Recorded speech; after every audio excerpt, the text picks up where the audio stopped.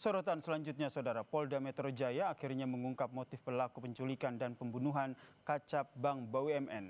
15 tersangka sudah ditangkap termasuk 2 anggota TNI AD yakni Serka N dan juga Kopda F. Di Reskrimum Polda Metro Jaya, Kombes Wira Satya Triputra mengatakan motif pembunuhan ini berkaitan dengan pemindahan uang dari rekening dorman atau rekening yang tidak memiliki aktivitas transaksi perbankan ke rekening. Para pelaku melakukan perbuatannya yaitu para pelaku ataupun para tersangka berencana untuk melakukan pemindahan uang dari rekening dorman ke rekening penampungan yang telah dipersiapkan.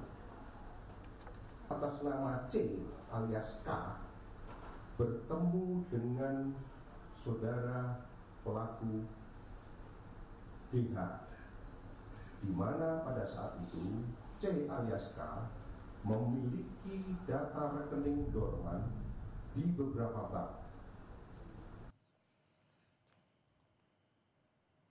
Dan Pomdam Jaya, Saudara, Kolonel CPM Doni Agus Prianto menyatakan Kopda F sempat meminta uang operasional sebanyak 5 juta rupiah dan hal ini disanggupi oleh Serka N, Saudara. Uang tersebut berasal dari tersangka JP.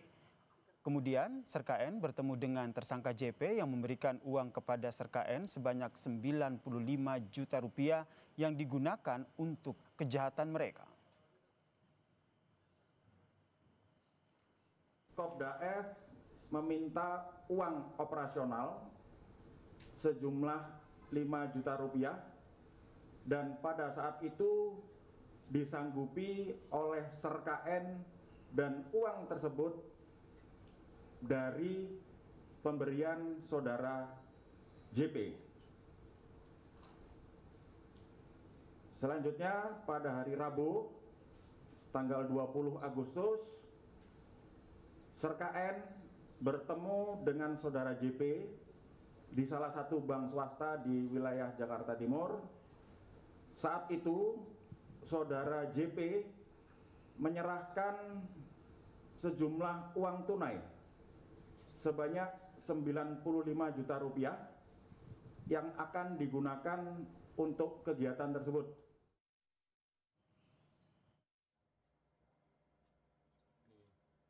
Kasus penculikan disertai pembunuhan kepala cabang sebuah bank BUMN mulai terkuak. Komandan Polisi Militer Kodam Jaya dan Pomdam Jaya Kolonel CPM Doni Agus Prianto mengungkapkan kasus penculikan dan pembunuhan ini melibatkan 2 anggota TNI AD, yakni Serka N dan Kopda Ferry Herianto. Dan Pomdam Jaya menyatakan peristiwa bermula saat pelaku JP meminta Serka N untuk melakukan pekerjaan penjemputan paksa terhadap korban. Pekerjaan ini kemudian ditawarkan kepada Kopda F yang berperan sebagai perantara untuk membentuk tim. Kopda Ferry Herianto kemudian menerima uang sebanyak 2 tahap yang diserahkan oleh Serka N yakni 5 juta rupiah dan 95 juta rupiah. Setelah mendapatkan informasi keberadaan korban, Kopda Ferry Herianto bersama tim yang ia bentuk melakukan penjemputan paksa terhadap korban Muhammad Ilham Pradipta. Saudara JP menawarkan pekerjaan kepada Serka N untuk menjemput seseorang untuk dihadapkan kepada bosnya. Yang diketahui bahwa bosnya tersebut atas nama saudara DH.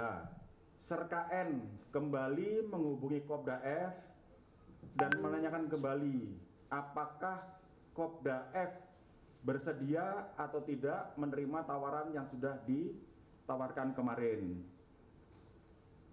Selanjutnya Kopda F bersedia menerima tawaran tersebut dan bertugas untuk mengumpulkan tim yang akan digunakan untuk menjemput korban.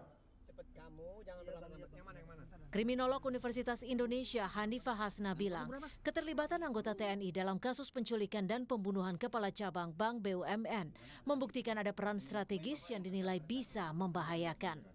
Menurut Hanifah, hal ini dikarenakan ada jaringan dan reputasi yang bisa dipakai untuk meyakinkan pihak lain. Ada peran strategis seorang anggota yang dinilai sangat-sangat krusial dan sangat membahayakan. Kenapa sampai terjadi sedemikian rupa? Karena di situ berarti ada jaringan. Karena seorang oknum itu pasti memiliki jaringan, memiliki kedisiplinan dan reputasi yang bisa dipakai untuk meyakinkan dan mengintimidasi orang lain. Nah, itu yang pertama, peran fungsional.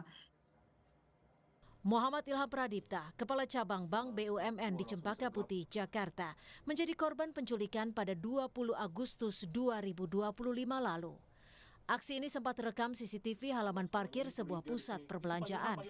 1 hari kemudian, jasad Muhammad Ilham Pradipta ditemukan di Kabupaten Bekasi dengan kondisi tangan dan kaki terikat lakban. Tim Liputan, Kompas TV.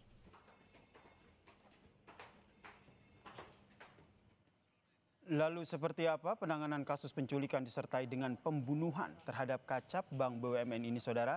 Kita tanyakan langsung kepada Kasubdit Penmas Polda Metro Jaya AKBP Ronald Simanjuntak yang telah bergabung bersama kami di Kompas Petang. Selamat sore, Pak Ronald. Selamat sore, Mas. Pak Ronald, tadi sama-sama kita dengarkan konferensi pers, dijelaskan juga peran dari beberapa tersangka begitu. Pertanyaannya adalah sebenarnya siapa otak dari penculikan yang berujung pada pembunuhan Kacap Bank BUMN ini? Ya, tadi sebenarnya sudah disampaikan juga bahwa pada saat rilis tadi ada 4 klaster yang kita klasterkan jenis sesuai dengan peran-peran pelaku. Nah, yang tadi Mas tanyakan adalah siapa otak pelakunya adalah ini klaster pertama, ya. Ada 4 orang yang termasuk dalam otak rencana penculikan korban sebanyak 4 orang nih, Mas. Pada korban MIP, ya. Yang pertama ini dengan inisial C alias K, ya, yang mana dia perannya mengatur dan menghadiri pertemuan dengan tersangka DH, ya, kemudian menyampaikan rencana dengan menyiapkan tim IT untuk pemindahan uang, kemudian mencari target rekening dorman, kemudian tersangka kedua itu inisial DH, ya, di mana yang bersangkutan menghadiri pertemuan dengan saudara K, kemudian menghubungi JP untuk mencari tim yang akan melaksanakan atau menculik korban, kemudian menyediakan tim surveillance untuk membuntuti korban, kemudian merencanakan penculikan terhadap korban, dan memberikan sejumlah uang yaitu 60 juta kepada JP untuk operasional penculikan. Kemudian yang keempat, otak pelakunya adalah saudara AH, ya, alias A, itu di mana yang bersangkutan menghadiri pertemuan dengan saudara K dan saudara D, kemudian merencanakan penculikan terhadap korban, membantu D menyiapkan tim surveillance untuk membuntuti korban. Dan yang terakhir, otak pelakunya adalah YJP. YJP ini dia masuk dalam 2 klaster. Klaster yang perencanaan, sebagai otak perencanaan, dan klaster yang melakukan penganiayaan. Bang Ronald, kemudian kalau kita lihat ini juga ada 2 anggota TNI yang terlibat. Apakah peran mereka ini ada pihak lain yang juga ikut terlibat dari kasus ini? Ya, jadi kita harus sepakat, Mas, bahwa ini adalah 2 oknum anggota TNI AD. Ya, 2 oknum anggota TNI AD. Untuk keterlibatannya nanti silakan ditanyakan kepada Pomdam Jaya bagaimana hasil pemeriksaan dari mereka. Yang pasti salah satunya adalah dia masuk dari klaster yang melakukan penganiayaan dan klaster penculikan. Demikian, Mas. Berarti untuk 2 anggota TNI yang terlibat ini penyelidikannya, kasusnya ini tidak diselidiki oleh pihak dari Polda Metro Jaya, ya? Di Polda Metro Jaya, untuk oknum anggota TNI tersebut kita periksa sebagai saksi, dan untuk pemeriksaannya sebagai tersangka itu kita serahkan pada Pomdam Jaya. Demikian, Mas.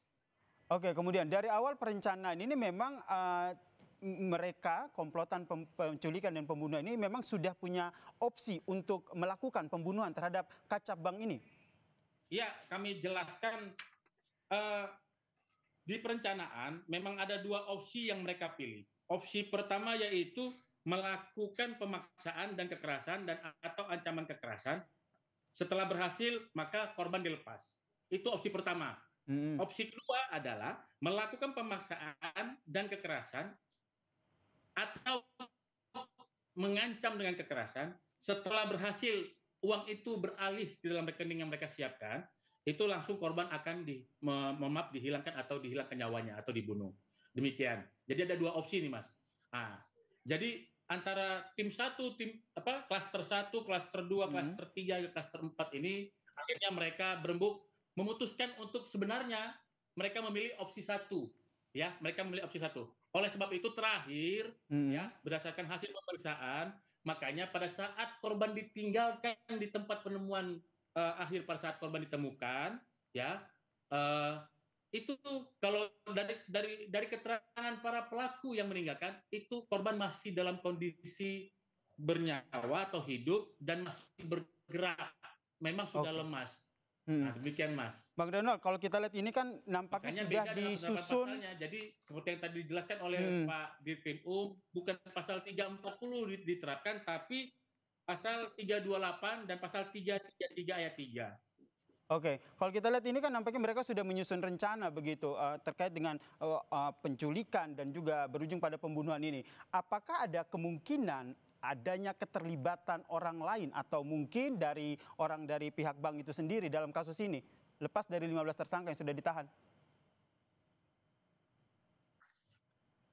Ya, berdasarkan hasil pemeriksaan dari penyidik bahwa belum ada keterlibatan, belum ada keterlibatan, belum bisa dibuktikan keterlibatan dari pihak bank, salah satu bank BUMN kita sendiri. Namun itu terus didalami, kalau memang ada nanti akan kita sampaikan kepada publik. Dan masih ada satu DPO lagi, ya, mohon izin, yaitu Saudara EG. Yang mohon maaf, ini foto yang saya tunjukkan pada forum, ya, pada kesempatan ini. Mudah-mudahan apabila ada yang melihat, segera hubungin penyidik Polda Metro Jaya, ya, untuk segera kita lakukan penindakan dan penegakan hukum terhadap yang bersangkutan. Baik, terima kasih. Boma, demikian, Mas. Baik, ini masih ada satu DPO yang masih dikejar oleh polisi. Terima kasih Kasubdit Penmas Polda Metro Jaya AKBP Ronald Simanjuntak telah berbagi informasi di Kompas Petang. Salam sehat.